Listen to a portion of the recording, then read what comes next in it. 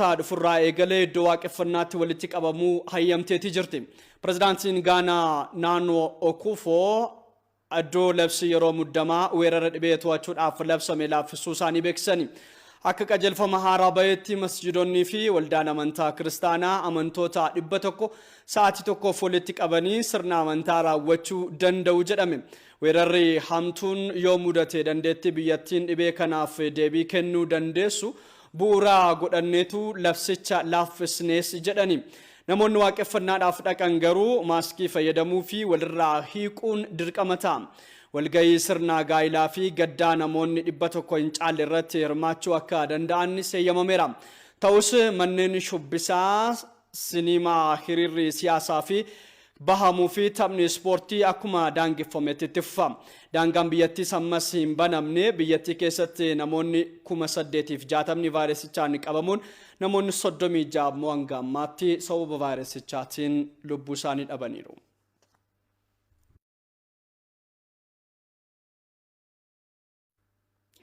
Daawwattoota keenya ammoo gara odeeffannoo biizinesiif qaban sa'aatii kanaatti sinceessisnaa mangistuu akkuma stuudiyootti argamee jira baga nagaan dhufte. Baga nagaan turte.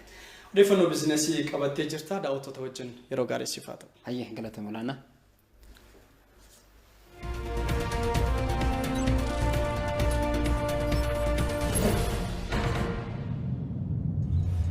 Wayita guyyaa keessan zikriidhaan aliif jettanii eegaltan. Mul'ata keessan yaadaa wayita tarkaanfattan mana keessanitti waliif abboomamuu fi waldeeggaruu alatti hanqi namaa kan abbaa ta'uu ni barsiistu. Bakka geessanittis ofittummaarra kaawwaniif dursa kennuu aadeffattaniittu. Bu'aa bahii jiruuf jireenya keessan fooyyessuuf dabarsitanii fi mul'ata keessan borii hubannee nutis tajaajila baankii dhalarraa bilisa ta'e amanamummaa fi qajeeltowwan seera shari'aa bu'uura godhate dameewwan addaa tajaajilicha guutummaatti kennanii fi foddaawwan damee hundatti argamaniin haqaan isin tajaajiluuf isin cinaa dhaabbanneerra. Fedhii keessan bu'uura godhannee wayita isin tajaajilu faayidaawwan dinagdee suratul iklaas irraa argaman baankii Awaash irraa akka argattan wayita isin beeksisnu gammachuudhaan. Haqa keessan haqiiqaadhaan baankii Awaash. Kabajamtoota daawwattoota keenya yeroo oduuwwan biizinesii simbiraan qaqqabsiisnu rageenya irraa baankiin Awaash immoo ispoonsaraa oduu biizinesii keenyaati. Baankii Awaashin galateeffannaa ani mangistuu akkumaati. Weerara vaayirasii koronaatiin booda Itoophiyaan biyyoota addunyaa daawwataman 7 keessaa ishee tokko ta'uun ishee ibsame. Barruun Forbes jedhamu weerara vaayirasii koronaan booda biyyoota daawwannaa turizimiidhaa fi jalqabarra jiran 7 tarreesseeti jira. Barruun beekamaan Ameerikaa kuni damee turizimii fi dinagdee weerara vaayirasii koronaatiin miidhamaa ta'uusaa beeksisuun Itoophiyaan hawwata turizimii hambaalee qabeenya uumamaa qabduun turizimiidhaa fi adda duree ta'uu dandeessis jedheera. Itoophiyaa dabalatee Iraan, Maayinaamaar, Joorjiyaa, Filiippiins,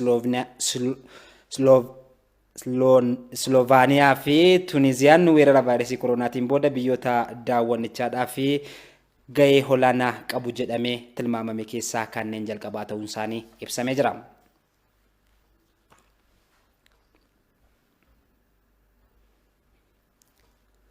Sosochiin daldalaa tamsa'ina vaayirasii koronaatiif haala mijataa uumuu danda'a jedhame.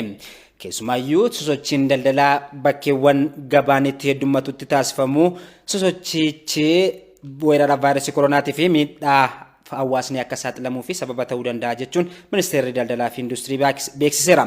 Ministeerri daldalaa fi industirii obbo Malaakuu Alleebal dhiyeessiin oomishaalee qonnaa weeraricha irratti dhiibbaa uumuu isaatti kan dubbatanii ministeerichis oomishaa fi oomishtummaa irrattis weerarri vaayirasii koronaa dhiibbaa uumaa jira jedheera. Mootummaanis rakkicha furuudhaa fi tarkaanfii garaagaraa fudhachaa akka jirus ibsee jira. ክልሎቹ በየራሳቸው ያወጧቸው አንዳንድ ህግጋት ስለነበሩ naannoleen dhuunfaa isaaniitiin seera baafatan waan qabaniif guyyoota 15 jalqabaatiif sochiin oomishaalee hanga eeggame hin turre. Kanaaf kun immoo sadarkaa federaalaatti naannolee waliin mari'achuun oomishaaleen karaa bilisa ta'een akka socho'aniif hojjechuun yaalameera.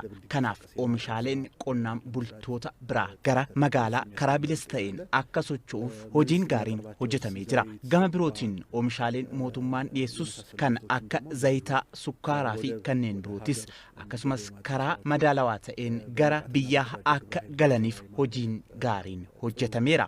Waldaaleen hojii gamtaa bu'uura daldaltootaa waliin walitti hidhatamiinsa gabaa uumuunis oomishaaleen akka dhiyaatan ta'eera. ወደ ከተሞች ወደ ሸማቾች ህብረት ስራ ማህበራት ምርት እንዲያቀርቡ የማድረግ ስራ ነው የተሰራው። ወይታ ሱሶችን ደልደላ ገገፈሙሲ ራኮን አካይኑ መምኔፊ አልዱሬን በርባችሱ ፍለተሙ አካቀውስ ኢብሰን ይጅሩ የግብይት ቦታዎች ላይ እስካሁን ድረስ እያደረግን ያለነው ጥንቃቄ ግን በቂ አይደለም። Of eeggannoon naannoo daldalaatti taasifamaa jiru gahaa miti. Kanaaf namoonni fageenya isaanii eeggachuu qabaatu. Maaskii fayyadamuu qabu. Qulqullina harkaa eeggachuu qabu. Waldaaleen hojii gamtaa bu'uuraa fi qaamoleen mootummaa akkasumas dhiyeessitoonni hojii guddaa hojjechaa jiru. Gara fuula duraattis rakkoowwan mudatan furuudhaafis ciminaan hojjechuu qabu. Mootummaanis deeggarsa barbaachisaa taasisuun qophii ta'uu isaa ibsuu barbaada. ይሄንን መልእክት ማስተላለፍ ፈልጋለሁ። Daldaltootni oomishaalee kuduraa fi muduraa irratti dabalii gatii taasisan irratti tarkaanfii fudhachuuf akka ta'e biiroon daldalaa fi industirii magaalaa Finfinnee beekse. Biirichis erga weerara vaayirasii koronaa mudatee as tarkaanfiiwwan garaagaraa fudhachaa turuu isaa beekseera. Ta'us gama oomishaalee kuduraa fi muduraatiin daldaltoonni tokko tokko dabalii gatii hin malle taasisaa jiraachuu isaanii hordoffii geggeesseen adda baasuu isaa beekseera. Biiroon daldalaa fi industirii magaalaa Finfinnees fuulduratti qajeelfamoota baaniin ala ba'uudhaan daldaltoota dabalii gatii taasisan irratti tarkaanfii barbaachisu kan fudhatu ta'uu isaa beeksisee jira.